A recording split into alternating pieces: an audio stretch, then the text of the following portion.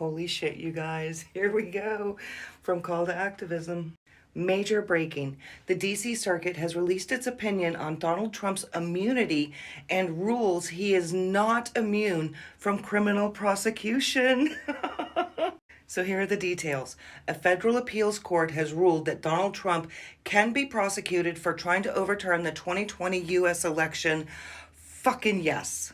The decision by a 3-panel judge with the U.S. Court of Appeals for the D.C. Circuit makes the watershed moment in the historic prosecution of Trump by special counsel Jack Smith, who is our bestie. Seriously, we know our thoughts on this, that he should absolutely be prosecuted for his crimes. And if you wanted a little more proof, we have the Jack Smith parody account. It's unanimous. No immunity for Trump. So here's some of the paperwork. You can go ahead and screenshot that. This is really good. The panel picked apart and rejected every one of Trump's immunity arguments. For example, it will not lead to a cycle of baseless revenge prosecution of former presidents. They said the risk that a former president will unduly be harassed by merciless federal criminal prosecutions appears to be slight. Furthermore, the judges said that the gravity of the charges against Trump counseled against immunity here, considering the people's interest in elections as a check on presidential power. Former President Trump's alleged efforts to remain in power despite losing the 2020 election were, if proven, an unprecedented assault on the structure of our government. He allegedly injected himself into a process which the president has no role in counting and certifying the Electoral College votes, thereby undermining the constitutionality, established procedures, and the will of Congress.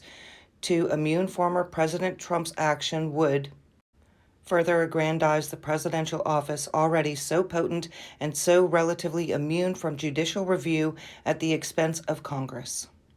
Trump's view of immunity would collapse our system of separated powers by placing the president beyond the reach of all 3 branches. Presidential immunity against federal indictment would mean that as the president, the Congress could not legislate, the executive could not prosecute, and the judiciary could not review. We cannot accept that the office of presidency places its former occupants above the law for all time thereafter. Careful evaluations of these concerns lead us to conclude that there is no functional justification for immunizing former presidents from federal prosecution in general, or for immunizing former President Trump from the specific charge of the indictment. In holding, we act not in can't see what that says, of the separation of powers, but to maintain the power balance. The 30 senators who said they had no power to put former President Trump on trial for impeachment charges, including McConnell, Rubio, Reich, Lee, Daines, Barrasso, Tillis, Tuberville et al., were informed of the court's decision. This is going to hurt some feelings today. Some people are going to definitely have feelings. In the end, the D.C. Circuit Court took 55 days to take up the case, December 13th, and resolve it on February 9th. If the Supreme Court goes at the same pace and rules it the same way, that would mean a decision in the first week of April. Chutkan has pledged to give Trump trial prep time based on the delay.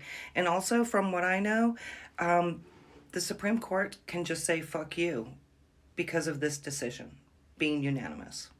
So come on, Jack Smith, you are our bestie. Judge Chutkan, we love you.